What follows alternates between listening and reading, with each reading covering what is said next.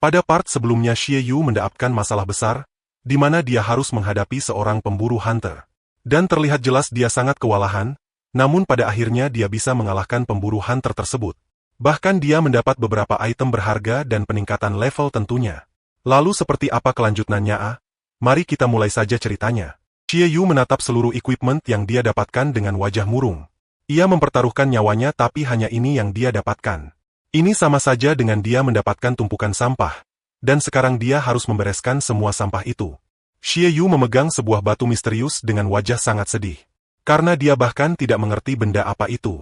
Jika dia pergi ke Dungeon dan mengambil batu secara random, maka kesempatan itu akan menjadi lebih bermutu karena batu pilihannya pasti akan menjadi lebih baik. Kemudahan ini hanya bisa menumpuk sambil menangis. Karena dari seluruh karir gamingnya, dia tidak pernah kecewa ini. Demi melampiaskan perasaannya, pemuda ini menghantamkan batu yang dipegang ke tanah. Lalu perlahan kepingan batu yang menutupi benda itu pun berjatuhan. Hingga terlihatlah sebuah telur yang tersembunyi di balik penampilan yang seperti batu. Sistem memberikan petunjuk kalau telur itu adalah item langka yang harus segera disimpan dalam inventory. Awalnya Xie Yu kaget, tapi kini dia memiliki harapan baru untuk mendapatkan sesuatu yang bagus. Dia mulai bersemangat dan penasaran bagaimana cara menetaskan telur itu. Apakah telur itu akan menetas menggunakan level persahabatan, atau mungkin angkat jarak selama dia menjalani misi? Atau mungkin dia harus menggunakan kehangatan tubuhnya? Xie Yu sangat bersemangat untuk menyimpan telur itu dan kembali ke rumah lebih dulu. Jika dia bisa menetaskan sesuatu yang langka dari telur itu maka perjalanan yang berat itu bukanlah sebuah kegagalan. Di apartemennya, Xie Yu sedang berbaring dengan santai. Setelah istirahat malam yang berkualitas dia pulih dari kelelahan bertarung yang tiada habisnya. Sekarang saatnya untuk mengorganisir inventory. Jadi pemuda ini langsung meminta sistem untuk membuka halaman status. Dia melihat telah mendapatkan 3.400 poin dari mengalahkan Kong Xing dan setengahnya diambil oleh Shen Yao. Dari semua pertarungan sebelumnya dia hanya bisa naik 3 kali. Namun itu masih lebih baik menghindari terjun langsung ke pertarungan yang bisa membahayakan hidupnya. Daripada kekuatan mungkin ide yang bagus untuk menaruh beberapa poin di kemampuan kelincahan juga. Sekarang dia melihat telur di sampingnya dan membuka inventory. Xie Yu menekan karakter telur di inventory sehingga sistem menjelaskan itu adalah Fiery Egg. Saat bulan pergi dari tempatnya sebuah cahaya akan menyala dari dalam telur itu. Xie Yu menduga telur itu butuh kondisi yang spesial untuk menetas. Jadi untuk sekarang dia akan membiarkan saja telur itu. Lalu dia juga melihat start macam apa yang mungkin dimiliki edit biasa yang baru saja dia dapatkan. Senjata yang dia dapatkan berwarna abu-abu sedangkan senjatanya memiliki warna ungu. Dia menduga game itu menilai senjata mereka seperti kebanyakan game online yang lain. Mulai dari abu-abu, putih, hijau, biru, ungu, baru.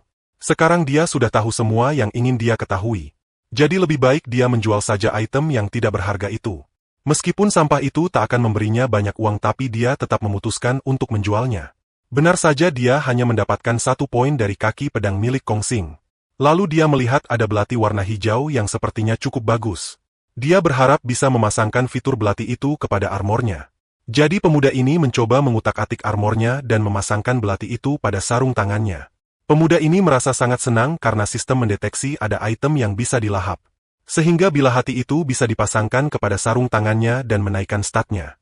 Bahkan set armor itu benar-benar bisa mendapatkan skill baru. Dia jadi lebih bersemangat untuk memberikan sisa equipment kepada armornya. Dengan cepat notifikasi sistem terus berbunyi saat pemuda ini terus memasangkan semua item yang terlihat bagus itu kepada armornya. Selama equip mempunyai atribut tambahan, devouring armornya bisa melahap semua senjata itu dan mendapatkan atribut bonus. Dia harus menemukan cara untuk mendapatkan lebih banyak equipment sampah yang mempunyai stat tambahan. Apalagi karena equipment sampah itu harganya sangat murah.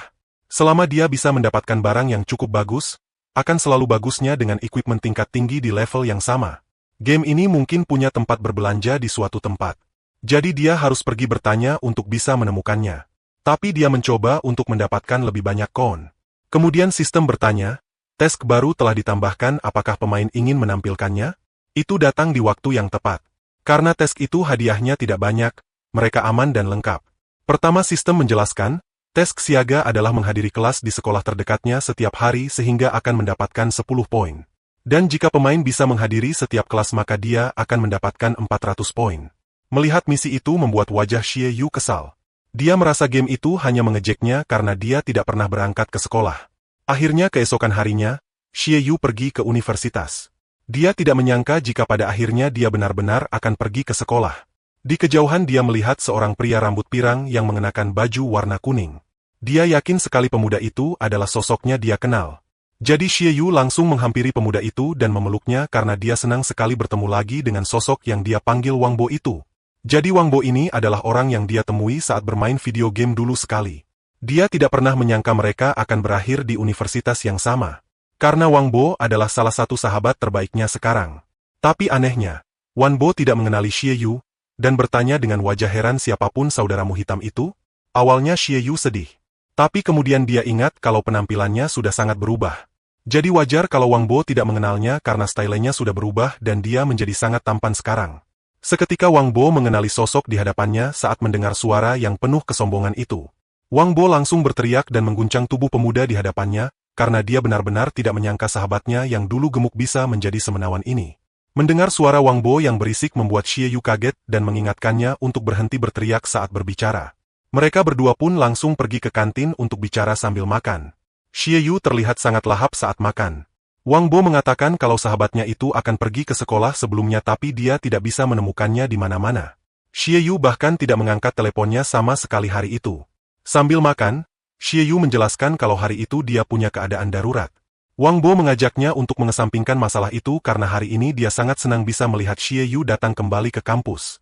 Lalu dia bertanya bagaimana sahabatnya itu bisa tiba-tiba kehilangan berat badan dengan sangat signifikan. Xie Yu menjawab kalau dia hanya mengurangi makan daging dan makanan lebih banyak sayuran. Tapi kenyataannya saat ini dia sedang makan sepiring penuh ayam goreng sehingga membuat Wang Bo keheranan. Mendadak mereka berdua mendengar alunan musik serta suara seseorang menyanyi dari pengeras suara. Xie Yu seakan familiar dengan suara sosok perempuan yang sedang menyanyi itu. Wang Bo menjelaskan kalau belakangan ini kampus mereka punya penyanyi populer. Tak hanya para murid yang mencintainya, para guru pun menjadi penggemarnya. Xie Yu sangat menikmati suara lembut gadis itu. Tapi entah kenapa suara gadis itu terdengar sangat-sangat familiar. Wang Bo bertanya apakah sahabatnya ingin bertemu dengan penyanyi itu? Tanpa membuang-buang waktu lagi, Wang Bo langsung membawa Xie Yu untuk menemui wali kelas mereka yang baru.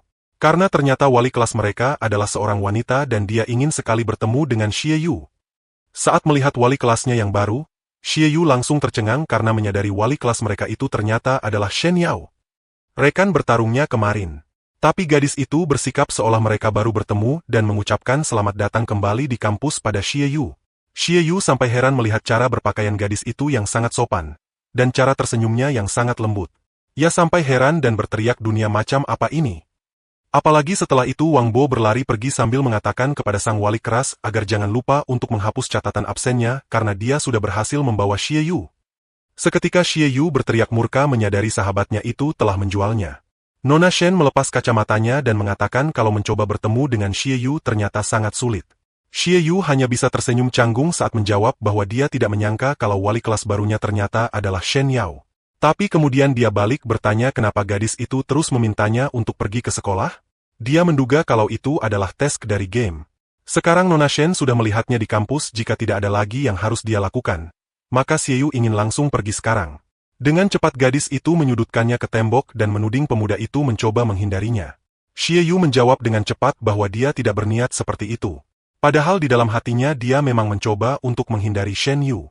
Karena setiap kali dia bertemu dengan gadis itu, tidak pernah ada hal baik yang terjadi.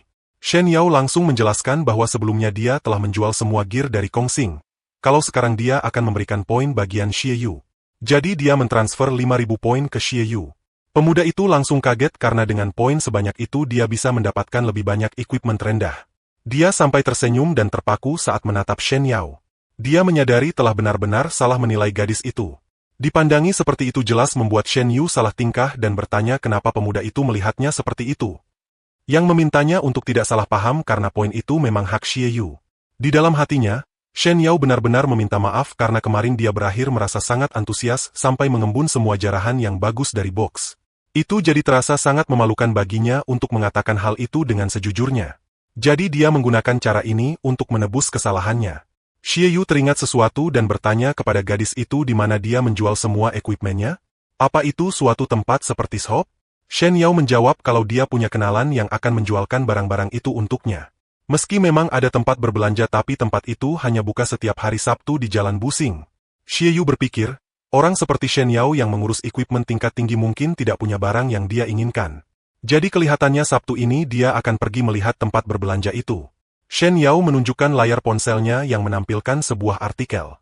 Dia bertanya apakah Xie Yu sudah mendengar kabar tentang orang itu? Artikel itu menjelaskan tentang seorang artikel lumpuh yang terkenal telah meninggal dunia di rumahnya tadi malam. Investigator memperkirakan meninggalnya arsitektur itu disebabkan oleh bunuh diri. Tapi alasan bunuh dirinya tidak diketahui. Xie Yu sangat kaget karena menduga sosok itu adalah sosok asli dari Kongsing. Ternyata Shen Yao membenarkan dugaan pemuda itu. Bahwa sosok arsitek lumpuh itu memang Kongsing, dan Xie Yu lah yang telah membunuhnya kemarin. Tapi yang membuat Xie Yu heran, kenapa investigator bilang kalau penyebab kematian pria itu adalah karena bunuh diri? Shen Yao menjelaskan ketika seseorang mati di dalam game, dia juga akan mati kehidupan nyata. Namun cara game membunuhnya sangat aneh. Kebanyakan kematian akan terlihat seperti bunuh diri yang memastikan tidak ada orang di luar sana yang akan curiga. Jujur saja setelah pertama kali seseorang mencoba membunuhnya, Xie Yu sudah memikirkan ini berkali-kali. Reward yang diberikan oleh game itu benar-benar luar biasa. Jadi itu masuk akal jika hidupnya terancam. Tapi dia tidak mau berakhir dengan menyakiti orang lain. Dia ingin melakukannya dengan cara yang dapat diterima. Ini untuk martabatnya sebagai seorang gamer. Namun jika seseorang mencoba untuk menargetkannya, Xie Yu bertekad akan membalas perbuatan orang itu apapun caranya. Nona Shen tersenyum melihat ketenangan pemuda itu. Tadinya dia berpikir kalau Xie Yu tidak akan bisa mengatasi kepanikan karena berita itu, jadi dia ingin menenangkannya. Tapi kelihatannya itu tidak perlu. Shen Yao bertanya apakah pemuda itu tertarik untuk menjadi satu tim dengannya nanti? Karena gadis itu tahu beberapa dungeon level rendah. Jadi dia bisa membantu Xie Yu naik level dengan cepat. Tapi Xie Yu menjawab dia harus melewatinya sekarang. Xie Yu suka bermain game, jadi dia tahu jika dicari oleh player level tinggi membuat semuanya lebih mudah untuknya, tapi ada juga masalah yang ditimbulkan akan hal itu. Sekali player bahkan tidak bisa mengingat bagaimana kelihatannya map game, itu berarti mereka hanya bermain-main tanpa otak. Untuk game yang mempertaruhkan nyawa player itu sendiri, bermain dengan bodoh berarti mati. Setelah mengatakan hal itu kemudian ini pun melangkah pergi meninggalkan Shen Yao. Setelah berbaring lagi di kamarnya, Xie Yu berpikir bahwa masih ada 4 hari lagi sebelum tempat berbelanjaan di hari Sabtu buka. Dia harus cepat dan menyelesaikan sebanyak mungkin task yang dia bisa untuk mendapatkan lebih banyak poin. Tepat pada saat inilah sistem munculnya memberitahukan task baru, yaitu membersihkan Dungeon Range, yaitu rumah sakit berhantu. Misi ini akan memberikan 600 poin lebih. Xie Yu langsung bangkit dan berpikir bahwa ini adalah waktu yang tepat. Dia masih bertekad untuk menghidupkan kembali Yui. Jadi dia berharap gadis itu akan menunggunya sebentar lagi. Akankah misi ini semulus yang Xie Yu pikirkan? Apalagi dia akan membersihkan Dungeon ini sendirian. Xie Yu sudah masuk ke dalam rumah sakit yang terbengkalai, dan saat ini sedang memanjat dinding rumah sakit. Di dalam hatinya dia berpikir orang-orang mungkin tidak percaya jika dia mengatakan bahwa beberapa hari yang lalu dia dulunya adalah babi dengan berat 200 pon. Tapi sekarang dia bisa melompati tembok dengan ketinggian 2 m dengan sangat mudah. Dia langsung melihat pintu masuk ke dalam Dungeon yang sudah terbuka. Dia berdiri dan mencoba memasukkan lengannya lebih dulu karena dia tidak yakin apa tema Dungeon kali ini. Saat akhirnya masuk ke dalam dimensi lain, dia sangat tercengang melihat pemandangan horor di hadapannya. Sebelum memulai petualangan sistem mengucapkan selamat datang di Dungeon Rang Underscore, yaitu rumah sakit berhantu. Gerbang masuknya adalah sesosok monster berukuran raksasa yang seolah ditahan di dinding bangunan. Pemuda ini berpikir apakah mungkin market punya sesuatu yang bisa membuatnya berhenti berteriak. Karena mayat raksasa itu belum bergerak tapi jalan keluarnya sudah diblokir. Dan pemandangan ini cukup mengerikan di matanya. Di samping monster itu, Xie Yu melihat ada 2 pintu masuk. Dia yakin sekali-kali yang satu adalah benda yang benar sedangkan yang satunya adalah pintu jebakan. Atau justru keduanya justru seimbang.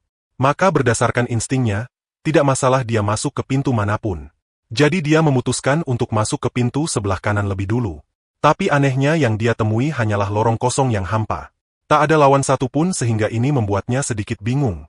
Tapi mendadak pemikirannya itu sirna saat seluruh pintu di lorong itu tiba-tiba terbuka dan muncul beberapa monster berpakaian perawat tapi memiliki wajah yang mengerikan. Xie Yu langsung berteriak panik melihat monster-monster yang mengerikan itu. Meskipun begitu dia mencoba untuk tetap tenang. Padahal biasanya monster yang pertama kali dia lihat tidak sekuat ini. Tapi ini sempurna untuk mengetes kekuatan barunya setelah di-upgrade. Tanpa ragu, pemuda ini langsung menebas setiap monster yang datang padanya. Setelah menilai kekuatan monster-monster itu, Xie Yu tak punya keraguan kalau dia bisa menyelesaikan Dungeon ini dengan mudah. Tapi sebelumnya saat dia bertarung di dunia Rang F bersama Shen Yao, dia tidak bisa membuat kemajuan sama sekali. Dia menduga kekuatan monster di game itu berubah tergantung dari level player yang memasukinya. Kalau memang begitu lalu apa gunanya sistem rang di setiap Dungeon? Kalau pada akhirnya akan ada kesulitan menyeluruh pada masing-masing Dungeon. Xie Yu memikirkan semua hal ini sambil terus menyingkirkan seluruh monster yang menghalangi jalannya. Sejauh ini dia belum menemukan kesulitan yang berarti dari para monster itu. Tingkat kesulitan dari monster-monster yang saat ini dilawan cukup membuatnya nyaman untuk melatih kemampuan bertarungnya yang baru. Meskipun pound atribut bisa membuat tubuhnya lebih kuat, tapi jika dia tak terbiasa pembaruan ini dia masih tidak berguna dalam pertarungan. Dia juga tidak bisa bergantung terlalu banyak mode dari mode overdrive. Bahkan jika itu kuat sekali, dia tetap tidak tahu damage semacam apa yang mungkin akan menghancurkan dirinya sendiri dari lawan. Kini, Xie Yu bisa menyerang dua monster sekaligus hanya dengan sekali kibasan pedang. Dia menyadari tubuhnya sudah terbiasa dengan perubahan stat. Tapi mendadak di sisi lain loro dia melihat bayangan seorang gadis berseragam yang terlihat sangat akrab. Xie Yu langsung menatap sosok itu dengan seksama dan menyadari jika dilihat dari belakang gadis itu sangat mirip dengan Yu Yi. Seketika Xie Yu langsung berlari mengejar sosok itu sambil memintanya berhenti. Tapi sosok samar-samar itu tidak menghiraukan panggilannya dan terus berbelok di sudut lain lorong. Saat Xie Yu juga berbelok di lorong itu, dia melihat ada sebuah pintu. Xie Yu merutuki sikapnya sendiri. Dia heran apa yang sedang dia lakukan? Bagaimana mungkin sosok itu adalah Yui? Karena gadis itu bahkan sudah tidak hidup lagi sehingga dia tidak mungkin muncul di tempat seperti dunia game itu. Mengingat Yui membuat Xie Yu jadi teringat akan kenangan masa lalu mereka. Sejauh yang bisa dia ingat, dia selalu bersama dengan Yui karena mereka tumbuh bersama. Gadis itu selalu berinisiatif dengan penuh semangat mengajaknya bermain. Saat mereka berdua sama-sama tumbuh dewasa, gadis itu jadi lebih dan lebih cantik. Bahkan Yui dipertimbangkan sebagai model pelajar dengan kepribadian yang ideal. Namun ada satu sisi dari gadis itu yang hanya diketahui oleh Xie Yu. Dia suka bermain game dan seringkali menguasai permainan dengan sangat baik. Xie Yu berpikir mereka berdua bisa menjadi sahabat selamanya. Tapi perlahan gadis itu ditarik menjauh darinya oleh para gadis yang menganggap bahwa Xie Yu adalah seorang pemuda buruk rupa dan gendut yang tidak pantas bergaul dengan Yui. Setelah waktu berlalu, Xie Yu bahkan percaya kalau dia tidak cukup berharga untuk sekedar menjadi teman bagi Yui. Jadi hari itu ketika Yui mengajaknya pulang bersama, Xie Yu menolaknya dengan alasan dia punya rencana untuk membuat fotokopi bersama orang lain. Jadi mereka bisa bermain game lain kali. Pada sore itu, Xie Yu masih ingat dengan baik bagaimana gadis itu memaksakan senyum saat melepasnya pergi. Meskipun sudah ditolak oleh sahabat baiknya, Yui tetap berharap mereka bisa bermain game bersama lagi di lain waktu. Tapi lain waktu itu tidak pernah datang bagi mereka. Xie Yu masih saja mengumpat kesal setiap kali dia teringat akan kenangan bersama gadis cantik itu. Dia harus berusaha sekuat tenaga untuk mengingatkan dirinya sendiri bahwa ini bukan waktunya untuk memandikan kesedihan.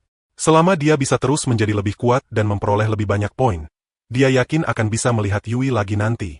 Sehingga lain kali akan menjadi lebih pasti bagi mereka. Xie Yu kembali menyusuri lorong lain dan memasuki sebuah ruangan aneh yang memiliki aura sangat suram. Dia melihat di dalam ruangan itu berbaring mayat hidup di setiap ranjang. Tapi dia masih merasa sangat beruntung karena di ujung ruangan terlihat ada item yang mengeluarkan aura sangat kuat. Dia yakin benda yang dipegang oleh tangan tengkorak di ujung ruangan itu pastilah item yang sangat berharga. Sedangkan untuk para monster yang sedang berbaring di tempat tidur, dia yakin sekali kalau nanti berhasil menyentuh artefak di ujung ruangan, para monster tengkorak itu pasti akan langsung bangkit dan menyerangnya. Tapi kali ini Xie Yu tidak bisa ditipu. Dia tidak akan tinggal diam dan membiarkan para monster itu menyerang serta menghancurkannya. Karena dia akan membuat pergerakan lebih awal sehingga mampu menang lebih cepat. Xie Yu langsung mengangkat senjatanya untuk menyerang salah satu mayat yang berbaring di ranjang. Tapi anehnya dia tidak bisa memberikan serangan karena sistem melindungi mayat itu. Sistem memperingatkan, pemain tidak bisa menyerang para mayat yang sedang tenang. Xie Yu sampai heran ada larangan seperti itu. Tapi dia masih tidak kehilangan akal, dan dengan cepat menemukan cara lain. Pemuda ini menarik keluar tali kabel yang bergelantungan di setiap ruangan. Dia berkata meskipun dia tidak bisa menyerang para monster itu sekarang, tapi hal itu tidak akan menghentikannya. Kali ini para monster itu tidak akan aman darinya. Setelah dia selesai mengikat seluruh tubuh mayat tengkorak, maka dengan santai dia berjalan untuk mengambil artefak di ujung ruangan. Benar seperti dugaan Xie Yu, seluruh monster yang ada di ruangan itu langsung berteriak dan meronta, bersiap untuk menyerangnya. Tapi sayangnya tubuh mereka sudah diikat kuat oleh tali kabel. Dengan senyum santai Xie Yu minta mereka semua untuk berhenti berteriak dan berusaha sekarang. Karena bahkan jika mereka mengaung, atau merontak sekuat tenaga, mereka tidak akan bisa bangun atau lepas dari ikatan yang sudah dia buat. Sekarang dia sudah mendapatkan artefak berharga itu, dan sudah melihat seberapa menderitanya para mayat di ruangan itu. Jadi sekarang dia akan mengeluarkan para mayat itu dari kesengsaraan. Maka Xie Yu berhasil membunuh mereka semua hanya dengan satu kali ayunan pedangnya. Pemuda ini sampai tertawa puas karena menyadari caranya benar-benar efektif untuk mendapatkan poin experience. Lalu sistem muncul mengucapkan selamat karena dia telah memperoleh detail baru, yaitu saudara laki-laki yang suka mengundang amarah. Xie Yu berpikir kalau detail seperti itu terdengar sangat konyol. Jadi lebih baik dia tidak memasang title itu saat di Dungeon. Lagi pula dia tidak ingin menarik lebih banyak perhatian. Tanpa pemuda ini sadari, di luar ruangan ada bayangan Yui yang masih mengenakan seragam dan sedang memperhatikannya. Kira-kira ada rahasia macam apa yang tersembunyi di dalam Dungeon ini, ya? Sementara itu di kamarnya, Shen Yao sedang melepas seluruh pakaian dan mandi air hangat. Dia kembali teringat pada Xie Yu, dan bertanya-tanya apa yang sedang dilakukan pemuda itu sekarang? Tapi kemudian dia membenamkan sedikit kepalanya ke dalam air hangat, sambil mengomeli dirinya sendiri yang terus kepikiran pada Xie Yu. Apalagi pemuda itu berani menolak undangan kerjasamanya. Dia jadi berharap Xie Yu mati saja. Tapi sekarang ini, Xie Yu sedang menghadapi sosok monster mayat hidup yang cukup besar. Untungnya dia berhasil mengalahkan monster itu dengan cara memotongnya menjadi dua. Xie Yu lega karena dia benar-benar sudah terbiasa dengan seluruh pertarungan itu. Kini dia berhasil mendapatkan kristal darah yang merupakan artefak kedua di Dungeon ini. Sama seperti sebelumnya tiba-tiba dia melihat bayangan seorang gadis yang sangat mirip dengan Yui. Xie Yu mulai terbiasa melihat sosoknya yang benar-benar mirip dengan Yui. Bahkan pemuda ini bergerak padanya apakah hantu itu mau mati. Karena terus mempermainkannya seperti ini. Melihat keberadaan makhluk itu yang tidak juga pergi, akhirnya Xie Yu mengayunkan pedang untuk menyingkirkan setiap penghalang di hadapannya dan mengejar sosok hantu itu. Bahkan dua monster yang muncul secara bersamaan untuk menghalanginya pun sama sekali bukan tandingannya. Game itu seolah benar-benar ingin mempermainkannya karena kini muncul lebih banyak monster yang menghalangi jalannya untuk mengejar hantu yang mirip dengan Yui itu. Xie Yu mengumpat kesal karena banyak dari monster itu baru muncul sekarang. Maka dia akan menghabisi mereka semua sekaligus dengan teknik Torrent of Power. Sekali Xie Yu menancapkan pedangnya di tanah, tercipta gempa yang mampu menghancurkan para monster itu sekaligus lantai tempatnya berdiri. Karena dia tidak menduga masih ada ruangan lain di bawah lantai pertama, maka dia pun terjatuh. Xie Yu terbatuk saat mencoba melihat ke sekitar dengan seksama. Dia baru menyadari kalau Dungeon itu ternyata lebih besar dari dugaannya. Di hadapannya saat ini ada pintu masuk ke ruangan lain yang terlihat sangat kelam. Xie Yu menduga bayangan hantu itu menuntunnya ke ruangan ini. Tulisan di atas pintu menunjukkan tentang akhirat, atau dunia bawah. Menurutnya ini cukup menarik. Karena dia menduga tempat itu hanya bisa dimasuki oleh orang mati. Xie Yu penasaran apakah bayangan tadi masuk ke dalam ruangan itu? Maka tanpa pikir panjang dia pun langsung berlari masuk ke dalam ruangan itu, dan dihadapkan pada goa yang dipenuhi dengan para hantu berjubah hitam yang berterbangan tak tentu arah. Xie Yu sampai heran bagaimana bisa muncul goa di dalam Dungeon rumah sakit. Dia melihat monster di tempat itu juga berbeda dari monster di luar sana. Pada saat inilah dia menyadari ada sesuatu yang tidak benar. Mendadak sesosok monster datang menerjang ke arahnya. Tanpa gentar pemuda ini mengangkat pedang dan melawan makhluk aneh itu. Tapi anehnya serangannya sama sekali tidak berpengaruh kepada makhluk itu. Tapi saat makhluk itu mengeluarkan sabit besar, dan senjata itu mengenai tubuhnya, seketika HP Xie Yu berkurang hingga setengah. Sudah seharusnya Xie Yu panik sekarang mengingat serangannya sama sekali tidak berdampak apapun pada sang lawan. Karena mereka tidak bisa dikalahkan sekarang dan dia sudah kehilangan setengah energinya, maka Xie Yu memutuskan untuk berlari keluar dari ruangan aneh itu. Setelah berada di luar ruangan dan merasa sudah cukup aman, pemuda ini berpikir mungkinkah monster-monster itu menyerangnya karena dia belum mati? Tapi mengapa mereka mengatur ruangan yang hanya bisa dimasuki oleh orang mati? Terlebih lagi bagaimana orang mati bisa berjalan? Mendadak dia teringat pernah mendapatkan sesuatu yang kemungkinan akan bekerja untuk ruangan ini, yaitu cairan kematian palsu dari Nona Shen. Cairan itu akan memberikan efek memperlambat detak jantung dan sistem respirasi seperti seseorang yang sudah mati. Tapi semua atribut akan berkurang sampai 90%. Meskipun begitu pemuda ini masih ingin mencobanya. Dia langsung meminum ramuan itu sehingga seluruh statnya benar-benar menurun semua. Dia sampai menyebut nama dewa karena cairan itu kuat sekali. Dia bahkan merasa tidak ada tenaga sama sekali. Setiap langkah yang diambil membuatnya merasa seperti sesuatu membebani tubuhnya. Meskipun dengan tubuh bergetar, dan langkah perlahan, pemuda ini berjalan memasuki ruang akhirat itu lagi. Dia sempat bergumam mungkin begini rasanya tubuh para lansia. Tapi kemudian, Xie Yu sadar kalau setelah memasuki ruangan itu sejak tadi tidak ada makhluk yang mencuriganya. Saat ada satu makhluk yang mendekat, Xie Yu langsung menahan nafas dan berharap di dalam hati agar ramuan itu bekerja. Dan ternyata ramuan itu benar-benar bekerja. Semua makhluk di sekitarnya terbang menjauh dan menyingkir dari jalannya. Karena pada dasarnya jantungnya sama sekali tidak berdetak sekarang sehingga monster itu tidak memperdulikannya. Akhirnya pemuda ini sampai di ujung ruangan. Dia mengeluh karena untuk sampai ke tempat itu memakan banyak waktu karena dia harus berjalan perlahan. Dia berharap Yuhi palsu itu belum pergi terlalu jauh. Di dalam ruangan itu ada air mancur yang berkilau. Pemuda ini masih mengeluh sebab sudah bersusah payah ke ruangan itu tapi tetap tidak melihat hantu Yui. Bahkan dia juga tidak mendapatkan reward apapun. Hanya ada air mancur di ujung ruangan itu. Xie Yu mendekat pada kolam air mancur dan menyentuh airnya yang terasa hangat. Bahkan dia bisa merasakan energinya sedang terisi.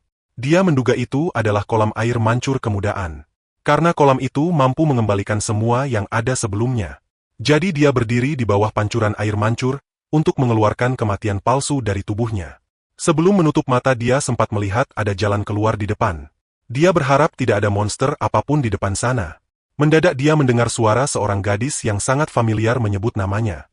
Xie Yu langsung membuka mata lebar-lebar dan melihat sosok Yui berdiri di hadapannya. Xie Yu bertanya apakah itu benar-benar Yui. Sosok Yui yang masih menggunakan seragam sekolah berkata kalau dia sudah lama menunggu Xie Yu. Menyadari kalau itu benar-benar Yui, Xie Yu langsung berlari menghampirinya dan ingin menyentuhnya. Tapi tangannya langsung ditepis oleh gadis itu. Yui menolak untuk disentuh. Dengan salat mata kecewa dan penuh amarah, gadis itu bertanya kenapa Xie Yu membiarkannya mati? Seketika Xie Yu berjalan mundur mendengar pertanyaan seperti itu. Yui semakin mendesaknya karena tidak bisa menjawab apapun. Yui bahkan mengatakan jika Xie Yu tidak menghindarinya di hari itu dan pergi pulang bersamanya, maka dia tidak akan tertabrak mobil sehingga menderita kesakitan dan keputusan selama 30 menit sebelum akhirnya dia mati. Dengan kejam sosok Yui mengatakan kalau yang sebenarnya membunuh dirinya adalah Xie Yu. Tentu saja pemuda itu langsung tercengang dengan wajah pucat. Dia ingat semua kenangan manisnya bersama dengan Yui. Dia masih ingat dengan jelas setiap perhatian gadis itu, dan bagaimana cara gadis itu bersikap manja padanya. Bahkan pemuda ini masih merasa karena keegoisannya, dan perasaan takutnya, telah membuatnya sekali lagi bilang tidak pada Yui. Padahal mereka sudah menjadi sahabat sejak kecil. Dengan suara bergetar, pemuda ini jatuh terduduk. Dengan wajah pucat dia mengatakan jika bukan karena dia, secara teknis Yui tidak akan mati. Bahkan dokter bilang padanya jika Yui dibawa ke rumah sakit tepat waktu, dia bisa bertahan hidup. Xie Yu terus bergumam bahwa dialah yang telah membunuh Yui. Hantu gadis itu menghampiri Xie Yu, sambil mengatakan dosa seperti ini tidak akan mudah dimaafkan. Dia mengulurkan tangan untuk meminta Xie Yu menggunakan jiwanya sebagai ganti atas dosanya. Xie Yu terbayang kembali seluruh perjuangannya serta kenangan indahnya dengan Yui. Sehingga dia menahan tangan gadis itu sambil meminta maaf. Xie Yu menjelaskan bahwa dia memang egois dan pengecut di masa lalu. Apalagi saat di hadapan Yui. Dia menjadi sama sekali tidak punya keberanian. Tapi tidak ada kata jika di dalam kehidupan. Dan Xie Yu juga tidak akan membutuhkan itu. Karena dia akan mendapat kesempatan untuk melihat Yui kembali hidup lagi. Xie Yu menangis saat menjelaskan memberikan jiwanya kepada gadis itu mungkin sebuah jalan keluar tapi itu juga sama saja dengan menghindar. Padahal pemuda ini sudah bertekad untuk tidak menghindar lagi. Jadi secara bertahap dia akan menjadi lebih kuat untuk mendapatkan lebih banyak poin. Lalu dia akan menunggu sampai hari di mana bisa melihat Yui hidup lagi. Xie Yu berjanji akan memberi kompensasi atas dosanya. Roh Yui tercengang melihat tekad di mata pemuda itu. Lalu dia tersenyum dan menjawab baiklah. Sebelum akhirnya perlahan tubuh gadis itu bias menjadi cahaya yang indah, lalu perlahan menghilang. Sebelum sempat Xie Yu memeluknya. Kali ini Xie Yu benar-benar sudah bulat. Akankah dia bisa mencapai tujuan akhirnya? Mendadak Xie Yu terbangun. Rupanya dia masih menenggelamkan kepala di dalam air mancur. Dengan cepat pemuda ini menarik kepalanya dan menarik napas banyak mungkin. Sistem pun muncul memberitahukan bahwa misi tersembunyi telah selesai. Xie Yu berhak mendapatkan 1200 EXP dan 150 poin. Pemuda ini sedikit kaget karena dia tidak tahu ada misi tersembunyi. Dia menduga ini adalah bagian dari syarat untuk menyelesaikan Dungeon. Tapi pemuda ini tetap mengumpat kesal karena tempat itu seakan merancang semua ini untuk mengacaukan pikirannya. Kemudian dia melihat air di kolam itu bersinar. Dia mencoba mengambil sumber cahaya itu dan mendapatkan patung dewi yang hilang. Berdasarkan level kesulitannya dia mengakui ini tak normal mendapatkan patung sekecil itu. Pada akhirnya dia tetap membawa patung itu dan berjalan menuju ke pintu keluar. Sambil berharap untuk tidak bertemu dengan monster lain atau makhluk melayang itu lagi. Untuk saat dia melihat peta dan menyadari bahwa tempat itu ternyata sangat dalam. Tapi untungnya dia berhasil keluar dan sampai lagi di depan gerbang menyeramkan yang terdapat monster raksasa di depannya. Mengikuti insting di hatinya, pemuda ini memanjat tubuh monster. Kemudian meletakkan 2 artefak berbentuk jantung di dada kirinya. Lalu menancapkan kristal darah yang dia duga akan mengaktifkan pria besar penjaga gerbang itu. Tepat setelah dia menancapkan kristal darah, tubuh monster itu bergetar dan Xie Yu nyaris terkena hantaman lengannya yang besar. Untungnya pemuda ini berhasil menahan serangan makhluk itu, kemudian melompat menjauh. Rupanya makhluk itu adalah komandan kota bawah tanah yang memiliki level E. Menyadari aura yang sangat kuat dan mengerikan dari monster di hadapannya, Xie Yu menduga dia akan mempunyai pertarungan yang brutal lagi. Dengan suaranya yang menggelegar, monster itu menuding Xie Yu sebagai manusia yang tidak sopan. Xie Yu sampai kaget karena makhluk itu satu-satunya monster yang bisa berbicara di Dungeon ini. Komandan monster itu langsung menduga Xie Yu ingin mengalahkannya. Xie Yu pun tidak menyangkal dugaan tersebut. Karena jika bukan bertarung lalu apanya akan mereka lakukan? Sut? Tapi mendadak, Xie Yu teringat sesuatu. Biasanya ksatria selalu membawa benda-benda yang melambangkan kepercayaannya. Saat ini di tangannya masih ada 1 artefak, yaitu patung sang dewi. Untuk mencari tahu kegunaan patung tersebut, pemuda ini pun melemparkan patung kecil yang terbuat dari emas itu tepat ke arah si monster. Sang jenderal monster langsung menangkap benda itu dan mengakui kalau itu adalah barang yang hilang. Benar-benar memalukan jika benda itu jatuh ke tangan manusia. Tapi dia tidak menduga manusia itu akan mengembalikan artefak miliknya. Monster raksasa ini masih mengambil senjatanya dan mengayunkannya. Xie Yu menduga jenderal monster itu masih ingin bertarung padahal dia sudah mengembalikan artefak miliknya. Tapi ternyata dia hanya salah sangka. Monster itu menghancurkan gerbang besar di belakangnya sambil mengatakan dia akan membukakan gerbang untuk Xie Yu.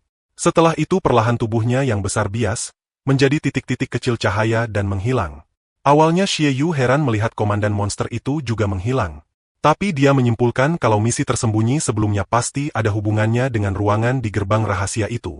Saat dia melihat ke dalam ruangan rahasia yang sudah terbuka lebar, pemuda ini tercengang melihat keberadaan Yui. Xie Yu jadi semakin yakin mereka sengaja menunjukkan ilusi Yui badannya semenjak dia datang ke Dungeon itu. Karena ilusi itu secara bertahap membawanya ke ruangan rahasia. Xie Yu menggenggam erat gagang pedangnya, sambil berkata bahwa skema apapun yang ada di pikiran lawannya. Lalu siapapun komen dan tersembunyi di balik ini, dia tidak peduli sama sekali. Tapi karena dia berani menggunakan Yui untuk membodohinya, maka sosok itu harus mati ditanya. Xie Yu masuk ke dalam ruangan rahasia dan dengan tegas meminta dalang di balik semua ini, untuk menunjukkan dirinya. Mendadak rantai-rantai yang sangat besar muncul dari lantai dan dinding untuk menjerat tubuh Yui. Membuat Xie Yu semakin marah. Tapi dia harus mengingatkan diri sendiri untuk tetap tenang karena yang ada di hadapannya saat ini bukanlah Yui yang asli. Seseorang hanya mencoba untuk mendorongnya dan menggunakan ilusi itu untuk mengumpannya. Pada saat inilah muncul sesosok wanita iblis dengan sayap raksasa mempermainkan tubuh Yui. Rupanya inilah bos tersembunyi dari Dungeon kali ini. Makhluk tersenyum mengejek ke arah Xie Yu yang terlihat sangat waspada. Xie Yu menyadari kalau musuhnya kali ini bisa terbang. Untuknya serangan jarak jauh itu sangat sulit. Tapi dia akan mencoba dulu. Pemuda ini langsung mengaktifkan charging mode untuk meningkatkan kekuatannya. Lalu melesat secepat kilat ke bagian belakang monster itu. Xie Yu mencoba menyerangnya dari arah belakang, tapi tanpa diduga bos monster itu tersenyum lalu mengayunkan senjatanya ke belakang hingga terlempar 4 kepala monster ke arah Xie Yu.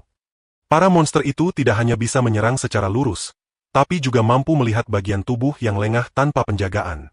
Lalu mereka menggigit bahu Xie Yu hingga dia kehilangan fokus dan pemuda ini pun jatuh. Xie Yu mengumpat kesal lagi karena jenis monster yang bisa terbang kebanyakan menyerang dengan sihir, sehingga pertarungan langsung biasanya lemah. Tapi makhluk itu mampu menjatuhkannya dari pertarungan langsung. Kecepatan makhluk itu juga sulit diprediksi. Pemuda ini jadi kebingungan bagaimana cara bisa menjatuhkan monster itu. Perlahan bos monster itu mendarat di singgasana batu sambil berkata kali ini yang muncul adalah lawan yang lemah lagi. Menurutnya ini sangat membosankan. Tapi dia yakin pemuda di hadapannya merasa sangat beruntung saat bisa menemukan ruangan rahasia. Dan sudah membayangkan bisa menang dari bos monster. Lalu mendapatkan hadiah yang besar. Monster betina satu ini mengatakan, Karena dia sedang bosan maka dia menggunakan memori dari jiwa Xie Yu yang menyedihkan untuk menuntunnya ke ruangan ini. Pemuda rambut hitam itu semakin kesal mendengar bos monster itu benar-benar menuntunnya ke ruangan ini. Sang ratu monster mengayunkan sabitnya sekali lagi sehingga terlepaslah beberapa roh monster. Dia mengatakan sebelum memakan jiwa manusia Xie Yu yang menyedihkan, dia akan bermain-main sedikit dengan pemuda itu lebih dulu. Anehnya seluruh tembakan si ratu monster tidak mengenai Xie Yu. Membuat pemuda itu kebingungan akan kejadian di depan matanya. Tapi seluruh rasa penasarannya itu sirna saat dari tempat makhluk-makhluk itu mendarat, muncullah tengkorak-tengkorak monster yang terlihat sangat tangguh. Xie Yu sampai bertanya bagaimana ratu monster itu bisa mengendalikan para jiwa yang terkubur di bawah tanah. Kini mendekati ratu monster itu akan menjadi semakin sulit. Apalagi pasukan tengkorak itu maju secara bersamaan untuk menghalau jalannya. Satu-satunya solusi adalah, dia harus bertarung. Pemuda ini berusaha menyingkirkan lawannya dengan kekuatan biasa. Karena dia tidak bisa membuang-buang energinya untuk monster yang tidak penting. Mendadak pedangnya yang besar dihentikan oleh lengan mekanik yang sangat kuat. Xie Yu tercengang melihat kemunculan lawan barunya yang terlihat lebih tangguh. Makhluk itu memiliki ukuran badan yang lebih besar, serta perlengkapan yang lebih komplit daripada dirinya. Bahkan dengan mudah monster tengkorak satu ini memukul mundur Xie Yu.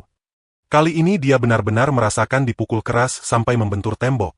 Xie Yu bangkit dengan perasaan kesal menyadari boneka itu bisa menghentikan mode serangan charging miliknya.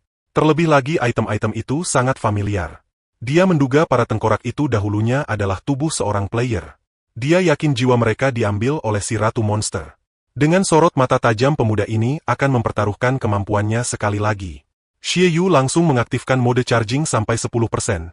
Lalu menancapkan pedangnya di lantai hingga terciptalah serangan dari bawah tanah yang langsung meledakkan beberapa monster tengkorak di hadapannya. Bahkan getaran serangannya yang cukup dahsyat sampai mengusik tempat duduk sang ratu monster. Melihat kemampuan lawannya yang cukup kuat, sang ratu mulai tersenyum meskipun pemuda itu berhasil membunuh semua pelayannya hanya dengan sekali serangan. Dia mengayunkan tongkatnya lagi hingga beberapa roh monster keluar. Sang ratu mengatakan jumlah jiwa di senjatanya masih cukup banyak. Di sisi lain Xie Yu sudah mulai kehabisan energi. Dengan kondisi energinya sekarang, dia hanya bisa menggunakan skill yang sangat kuat itu sekali lagi. Tapi jika dia menggunakan itu untuk mengurus para pelayannya, maka dia tidak akan bisa menang dari bosnya. Xie Yu mulai berpikir kalau dia akan mati di tempat itu.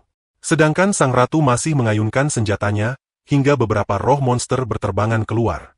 Di saat terdesak seperti ini, Xie Yu menekan pikirannya sendiri untuk tetap tenang. Karena jika Shen Yao melihatnya dalam kondisi seperti ini maka dia pasti akan menjadi bahan tertawaan. Terlebih lagi Yui masih menunggu untuk dia selamatkan. Jadi bagaimana mungkin dia bisa kalah? Lalu Xie Yu teringat bahwa bagaimanapun juga ini hanyalah sebuah game, jadi dia tidak akan kalah. Lagi pula dia akan mati jika sampai kalah. Sementara itu sang ratu terus mengayunkan senjatanya sambil memanggil seluruh pelayannya yang lebih banyak untuk bangkit dan menyerang Xie Yu. Xie Yu panik saat mengetahui kalau daya tahannya sudah melewati batas 10%. Di lain sisi dia melihat serangan dari Soul Hunting Demon mulai mendekat. Xie Yu segera menggunakan Supreme Power dengan pedangnya di tangan. Dia berusaha menghalau serangan yang datang ke arahnya. Sang iblis yang mengawasi dari kejauhan bisa melihat bagaimana jiwa-jiwa itu hancur bahkan sebelum semuanya menyentuh tanah. Baginya, Xie Yu bagus tapi dirinya bahkan belum melakukan apa-apa dan pria itu sudah mencapai batasnya. Xie Yu terlihat kelelahan sambil berlutut di tanah. Pedangnya bahkan dia gunakan untuk menopang tubuhnya. Iblis itu kemudian meminta Xie Yu untuk tidak terlalu berusaha kuat, dan menyarankannya untuk menyerah dengan baik-baik saja. Iblis itu juga berjanji akan mengakhirinya dengan cepat karena pria itu sudah menghiburnya. Tentu saja Xie Yu yakin kalau dia tidak akan kalah, bahkan permainan mereka baru saja dimulai. Xie Yu mulai mengaktifkan pedang summon miliknya dan memberinya perintah untuk mengambil jiwa-jiwa yang sedang beterbangan di angkasa. Iblis semakin terkejut melihat apa yang Xie Yu lakukan. Sedangkan pria itu meminta semua jiwa-jiwa itu untuk menjadi pasukannya. Xie Yu yang melihat bagaimana jiwa-jiwa itu memasuki pedangnya bisa merasakan energi yang bertambah. Xie Yu menjadi sangat yakin kalau jiwa-jiwa itu memiliki energi kehidupan yang sebenarnya. Kekuatan itu begitu menggelegar dan iblis hanya bisa mengawasinya dari kejauhan.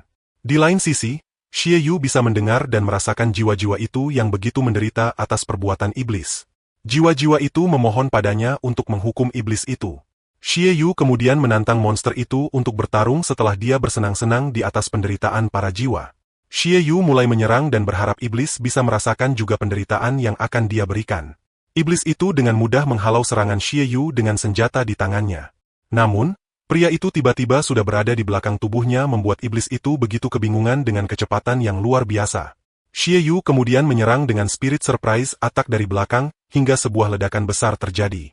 Iblis tidak punya kesempatan untuk menolak dan menjadi sangat marah ketika serangan itu mengenai tubuhnya, hingga hanya menyisakan setengah dari seluruh tenaganya.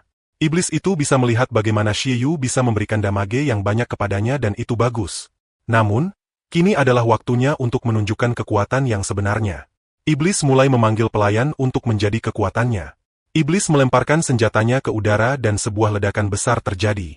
Xie Yu bisa melihat kalau penampilan iblis itu berubah bahkan HP miliknya juga kembali pulih. Iblis itu segera bergerak cepat dan sudah berada di depan tubuh sang pria. Iblis itu menyeringai dan membuat Xie Yu panik karena gerakan yang terlalu cepat. Iblis segera menyerang dengan double ring attack, hingga membuat tubuh Xie Yu terlempar jauh menghancurkan dinding. Xie Yu terluka dan bahkan mengeluarkan darah dari mulutnya. Pria itu bisa merasakan energi dan kecepatan yang meningkat drastis setelah iblis itu bertransformasi. Di lain sisi iblis justru merasa harus memuji Xie Yu karena dialah yang bisa membuatnya berubah ke wujud yang baru itu. Namun, iblis kemudian bertanya apakah mereka harus berhenti di sana. Dia segera meminta para jiwa untuk menarik Xie Yu dan ketika itu para jiwa mulai muncul dari dalam tanah. Iblis menginginkan jiwa Xie Yu untuk menjadi miliknya dan berharap pria itu bisa beristirahat dengan tenang. Xie Yu masih terlalu bingung karena kini dia menghadapi serangan depan dan tidak bisa menghindarinya. Xie Yu bertanya pada dirinya sendiri apakah dia sudah tamat dan apa alasannya. Xie Yu yang kembali menyerang dengan menggunakan Converging Energy Peak untuk menghancurkan iblis. Serangan itu mengenai tubuh iblis, sedangkan di lain sisi para jiwa mulai meraih kaki Xie Yu. Melihat tubuh iblis yang hancur sebagian, Xie Yu yakin kalau dia menang. Iblis itu sudah menduganya sejak awal kedatangan Xie Yu bahwa ada sesuatu yang akan terjadi. Iblis merasa kalau Xie Yu mungkin sudah berhasil membebaskannya dan dia berterima kasih sebelum tubuhnya hancur seluruhnya. Dengan itu, iblis bos tersembunyi di kota bawah tanah sudah berhasil dikalahkan. Hadiah akan dikirimkan ke penyimpanan Xie Yu. Pria itu begitu lega karena pertarungan sebelumnya sudah begitu intens. Sedangkan Yu Yi yang sebelumnya terjerat oleh rantai kini terlepas dan mulai mengarah ke Xie Yu. Pria itu dengan kedua tangannya berusaha menangkap tubuh Yu Yi. Namun, belum sempat gadis itu sampai padanya. Tubuhnya sudah menghilang begitu saja. Xie Yu merebahkan diri dan menyadari kalau itu hanyalah ilusi game saja.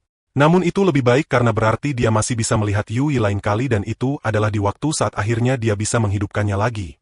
Xie Yu sangat terkejut begitu dia bangun dari tidurnya dan mendapati tubuhnya memiliki banyak luka. Dia bertanya pada dirinya sendiri apakah itu karena pertarungan di kota bawah tanah yang dilakukan sebelumnya. Namun, dia segera menyadari hal itu tidak ada hubungannya karena dia tidak mendapatkan serangan seperti itu. Xie Yu kembali bertanya apa yang terjadi padanya. Ia juga penasaran kenapa luka itu bisa memenuhi tubuhnya. Xie Yu berpikiran kalau itu semua mungkin merupakan bumerang untuknya setelah menggunakan pedang summoning. Dia menyadari kalau setiap kali Xie Yu kekurangan energi, dia masih akan memaksakan charging mode. Rupanya hal itu justru mengkonsumsi tubuhnya sendiri. Sebelumnya dia selalu menahan rasa sakit di tubuhnya saat dia menggunakan mode charging. Xie Yu berpikir kalau dia bisa bertahan, maka itu akan baik-baik saja. Xie Yu mengumpat karena dia berpikir itu semua bukan masalah besar sebelumnya. Harusnya dia tahu kalau mode charging yang begitu kuat tidak mungkin bisa digunakan begitu saja dengan sangat mudah. Ternyata benar kalau dia harus membayarnya dengan energinya sendiri. Xie Yu berpikir kalau dia tidak boleh bergantung terlalu banyak pada mode charging di masa depan. Walaupun sekarang luka itu hanya terlihat seperti luka luar biasa saja, tapi dia tidak bisa menjamin pengaruhnya di masa depan. Namun di lain sisi, Xie Yu kini menyadari kalau kehidupan pengguna bisa terpengaruh dan pedang summoning itu sangat luar biasa. Xie Yu kemudian berpikir kalau dia tidak bergantung pada mode charging berdasarkan kekuatan pedang summoning, maka dia bisa meningkatkan poin atribut senjata untuk meningkatkan energinya dalam skala besar. Xie Yu berpikiran untuk mencari Wen Yao besok hari dan memintanya untuk menunjukkan jalan ke kota, untuk membuat beberapa penawaran. Dia ingin membeli beberapa item bagus dengan poin yang dimiliki. Xie Yu kemudian bicara pada pedang summoning miliknya. Dia meminta pedang yang sudah berani mengkonsumsi kehidupan pemiliknya itu untuk memperhatikannya. Dia bertekad akan menemukan banyak cara untuk membuatnya tetap bekerja. Keesokan harinya, Xie Yu kembali ke sekolah. Dia sudah melihat biru dan kuning bertengkar untuk belajar bersama malam itu. Namun saat itulah, Xie Yu datang dan melerai kedua temannya itu. Dia juga mengatakan bahwa dia memerlukan bantuan Wen Yao untuk dirinya sendiri. Kedua teman Xie Yu itu terkejut melihat kedatangannya. Mereka senang akhirnya bisa melihat Xie Yu di sekolah lagi. Ditambah lagi penampilannya juga banyak berubah. Namun, Kuning kemudian protes dan mengatakan kalau Xie Yu sudah absen terlalu lama jadi dia semestinya tidak berkencan dengan kepala kelas mereka saat pertama kali datang ke sana. Baginya hal itu adalah keterlaluan. Namun, Xie Yu justru memintanya untuk menyalahkan jumlah tugas rumah yang dia punya. Dia yakin kalau ketua kelas tidak mungkin hanya diam dan berdiri saja kalau melihat nilai kelas menurun karenanya. Di lain sisi Wen Yao penasaran dengan perubahan sikap Xie Yu karena terakhir kali justru pria itu yang menolak bantuannya. Wen Yao memintanya untuk tidak pernah bermimpi bisa satu tim lagi dengannya untuk membersihkan kota bawah tanah.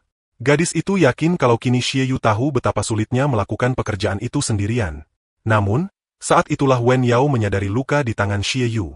Dia segera bertanya apakah Xie Yu terluka saat bertarung di kota bawah tanah semalam. Xie Yu dengan santai mengatakan kalau itu bukan masalah besar. Lagi pula ceritanya panjang dan Wen Yao tidak perlu khawatir. Tentu saja gadis itu segera mengelak dan meyakinkan bahwa tidak ada yang khawatir di sana. Xie Yu kemudian mengajak Wen Yao untuk membicarakan urusan mereka. Pria itu ingat saat terakhir kali gadis itu menyebutkan mengenai kota perdagangan. Xie Yu meminta Wen Yao untuk membawanya ke sana dan sebagai balasan dia akan memberikan 300 poin padanya. Wen Yao kemudian mengaku kalau dia memang ingin pergi ke sana dan meminta 500 poin sebagai balasan. Dia mengatakan pada Xie Yu untuk berterima kasih padanya nanti.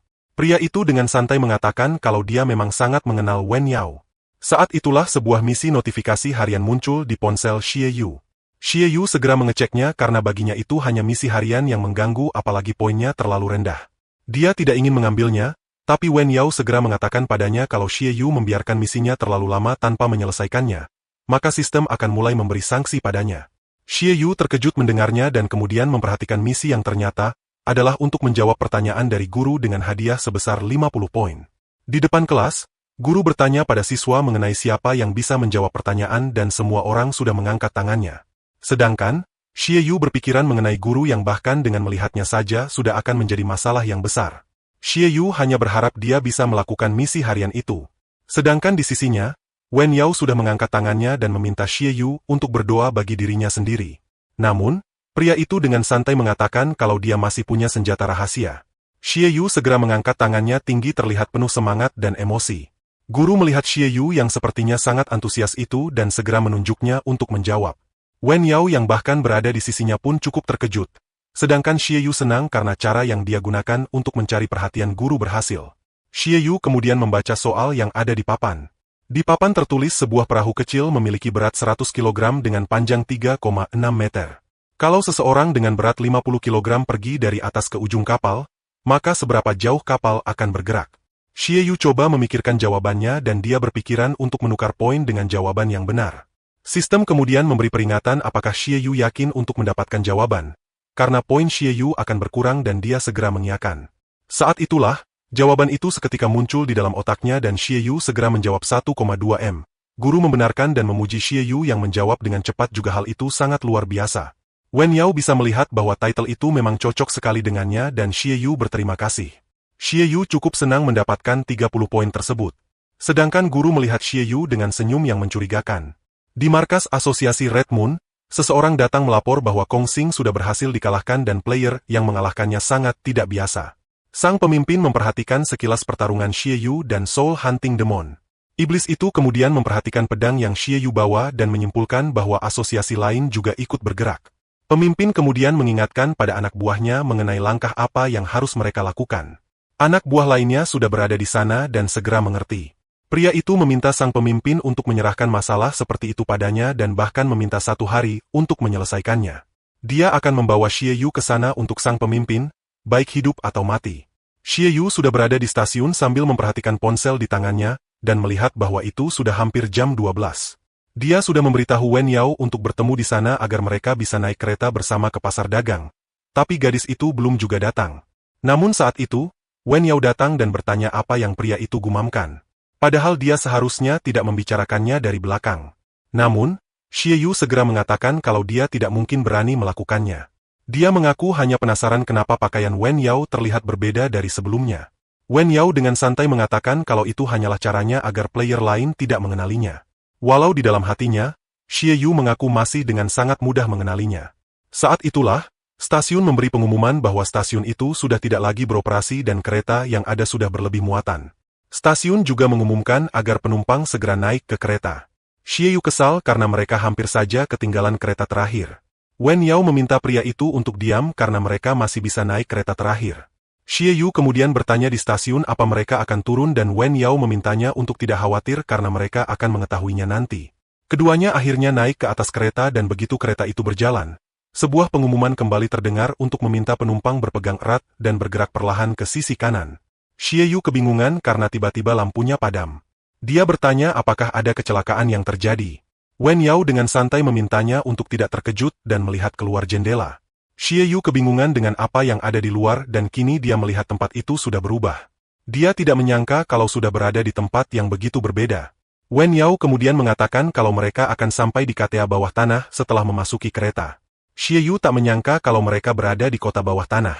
Hanya saja dari apa yang dia tahu tempat itu adalah untuk membunuh monster. Wen Yao menjelaskan kalau tempat itu dulunya adalah kota bawah tanah tingkat tinggi, tapi setelah adanya persuasi dari asosiasi Jin Chen, tempat itu akhirnya berubah menjadi tempat perdagangan. Mereka bergantung pada tempat itu untuk mendapatkan tanah dan menjadi salah satu dari asosiasi teratas bersama Lionheart, Grey Fox, dan Blood Moon. Keempat asosiasi ada di kelompok mereka sendiri dan dia mendengar banyak peraturan di game tersebut yang berubah karena mereka. Berdasarkan pengetahuan Wen Yao, musuh yang mereka hadapi sebelumnya berasal dari asosiasi Blood Moon jadi mereka harus lebih berhati-hati sekarang. Xie Yu mengerti kini bahwa game itu masih memiliki banyak hal yang mengejutkannya. Saat itulah, kereta kembali memberi pengumuman bahwa stasiun sudah berhenti beroperasi dan akan segera tutup jadi mereka harus keluar secepatnya dari kereta tersebut. Asosiasi Jin Chen mengharuskan player untuk tidak menyembunyikan gear dan mereka secara paksa mengganti perlengkapan para player termasuk Xie Yu. Xie Yu terlihat bersemangat karena mereka akhirnya berada di pusat perdagangan milik asosiasi Jin Chen. Xie Yu begitu kagum dengan tempat yang luar biasa itu, tapi pria itu segera bertanya pada Wen Yao yang sebelumnya memintanya untuk berhati-hati. Dia ingin tahu apakah baik-baik saja bagi mereka untuk berjalan terbuka seperti itu. Wen Yao kemudian mengatakan kalau asosiasi Jin Chen memperbolehkan publik bertarung, tapi pria itu juga benar. Gadis itu mengajaknya untuk melewati jalan lain agar mereka lebih mudah menghindar dari masalah. Xie Yu cukup terkejut karena ternyata ada jalan lain, walau dia merasa ragu begitu melihat jalan yang gelap itu. Wen Yao dengan santai meminta pria itu untuk tidak meremehkannya karena dibandingkan dengannya, dia lebih familiar dengan jalanan di sana. Namun saat itu, sebuah suara meminta keduanya untuk berhenti. Wen Yao cukup terkejut, tapi Xie Yu segera menenangkannya karena mereka bukanlah targetnya. Keduanya segera melihat ke arah datangnya suara. Mereka bisa melihat dua pria yang sedang bicara pada seorang gadis. Mereka bertanya apakah itu adalah pengalaman pertamanya di tempat itu. Keduanya mengatakan kalau mereka familiar dengan tempat itu dan mereka bisa mengajaknya berkeliling. Namun, gadis itu dengan cepat menolak dan mengaku tidak butuh. Dia juga meminta agar dua pria itu melepaskannya. Sedangkan, pria itu masih memaksa gadis itu mendekat. Gadis itu masih memohon untuk dilepaskan. Xie Yu merasa mengenal gadis itu yang membuat Wen Yao bertanya. Xie Yu mengaku kalau dia melihat gadis itu saat mereka bertarung sebelumnya. Melihat kejadian itu, Xie Yu menjadi sangat kesal karena dua orang pria itu justru dengan berani menyentuh seorang gadis. Xie Yu sebenarnya sudah siap untuk menyerang, tapi Wen Yao segera menahannya dan memintanya untuk tidak terburu-buru. Wen Yao mengingatkan agar dia tidak mencari musuh dengan terlibat dalam perkelahian. Namun, Xie Yu menegaskan bahwa itu berbeda karena dia membenci orang-orang yang mengganggu pemula di dalam game. Wen Yao masih bersikeras meminta pria itu untuk menunggu. Saat itulah suara teriakan minta tolong terdengar dan isyarat darurat terdeteksi. Dua buah robot datang setelah mengaktifkan mode bekerja mereka. Keduanya segera menghampiri kedua pria yang sudah melakukan kejahatan itu. Mereka meminta dua pria itu untuk menghentikan tindakan ilegal mereka. Dua pria itu tentu terkejut dan bingung karena saat mereka akan memanfaatkan gadis dengan mudah, justru ada orang yang mengaktifkan sistem darurat. Wen Yao kemudian mengatakan pada Xie Yu bahwa dia bisa berteriak minta tolong kalau berada dalam keadaan darurat. Hal itu bisa segera mengaktifkan sistem darurat yang ada di tempat itu. Xie Yu justru begitu kagum dengan dua robot yang keren itu. Robot itu dengan tangannya melihat bahwa pelaku kejahatan masih belum menghentikan tindakan ilegal yang dilakukannya. Pria itu justru mengeluarkan senjata dan bersiap menyerang. Dia marah karena kedua robot itu berani menghalangi jalan mereka. Pria itu akhirnya mengalahkan robot itu dengan senjatanya. Kedua pria yang ternyata berasal dari asosiasi Blood Moon itu merasa menang. Mereka kemudian kembali memojokkan gadis itu dan memintanya untuk tidak menolak mereka karena mereka sudah mulai kehilangan kesabaran. Saat itu, Xie Yu kembali panik dan merasa harus melakukan sesuatu. Wen Yao kembali menahan pergerakan pria itu dan memintanya untuk melihat apa yang akan terjadi seperti yang dia katakan. Saat itulah, sebuah api besar terlihat dan dengan marah bertanya siapa yang sudah berani merusak properti dari asosiasi Jin Chen.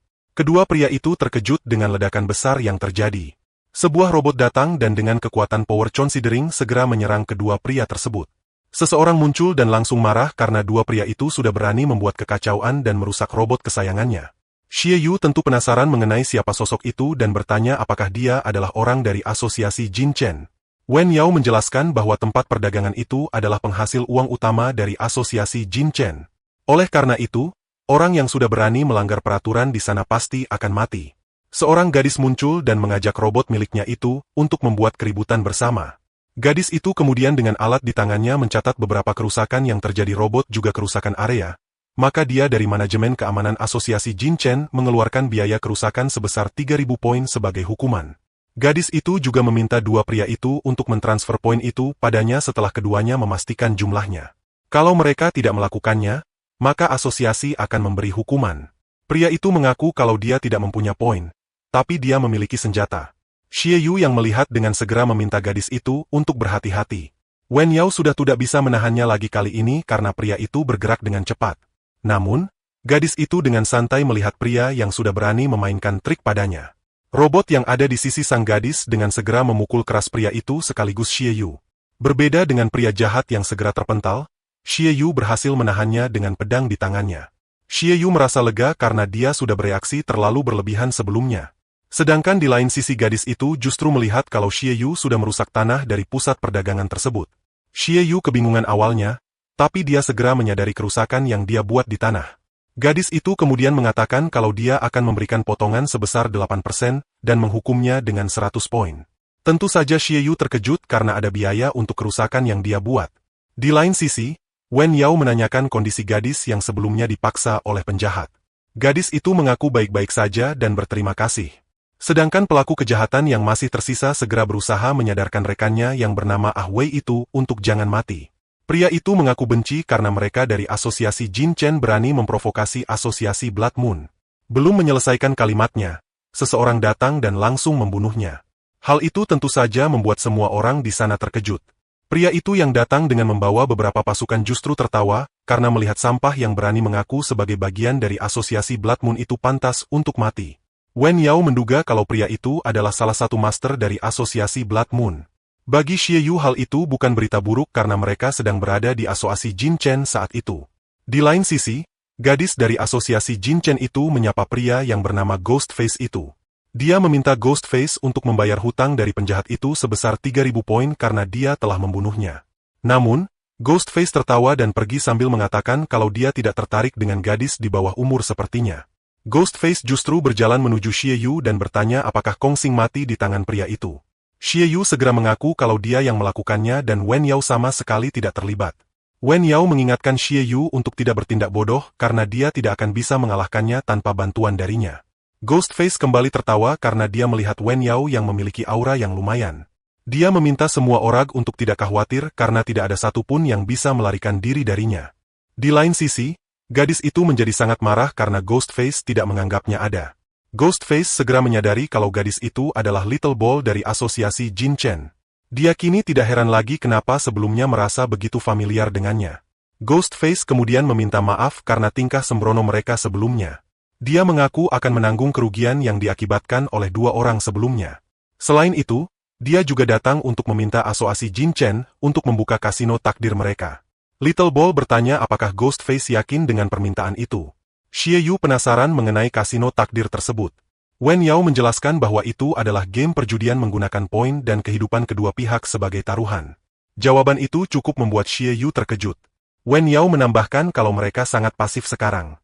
Kalau mereka meninggalkan tempat perdagangan itu, maka mereka pasti akan dihancurkan oleh mereka. Tapi setidaknya mereka masih punya kesempatan untuk menang dengan kasino takdir tersebut. Ghostface bertanya apakah Xie Yu takut dengan kasino takdir tersebut. Wen Yao mengaku kalau hal itu sama sekali tidak terduga melihat Blood Moon yang begitu bersikeras untuk bertarung dengan mereka saat itu. Di lain sisi, Xie Yu yang melihat ada kemungkinan untuk menang, tentu tidak berpikiran untuk menolak. Dia akan menerima tantangan dari Ghostface tersebut. Ghostface tentu saja senang karena bisa membunuh Xie Yu dengan keberanian. Ghostface kemudian pergi dari sana. Dia mengucapkan sampai jumpa lagi dalam setengah jam pada Xie Yu. Ghostface juga meminta Xie Yu untuk tidak kabur atau dia akan mati dengan cara yang lebih buruk. Saat itulah, Little Ball bertanya pada gadis yang telah diselamatkan mengenai siapa namanya karena ada biaya penyelamatan yang harus dikeluarkan. Gadis itu kemudian mengaku bernama Qin Wu, tapi dia tidak punya poin untuk membayarnya. Tentu saja Little Ball heran karena seorang player mengaku tidak punya poin. Qin Wu kemudian mengatakan bahwa semua itu memang salahnya dan dia meminta maaf. Dia kemudian mengaku berada di sana hanya untuk mendapatkan poin dan menyelamatkan kakaknya. Xie Yu tentu penasaran dengan kakak yang dia maksud dan apakah dia adalah orang yang bersama dengan Qin Wu menyerangnya beberapa saat lalu. Xie Yu kemudian bertanya apa yang terjadi padanya.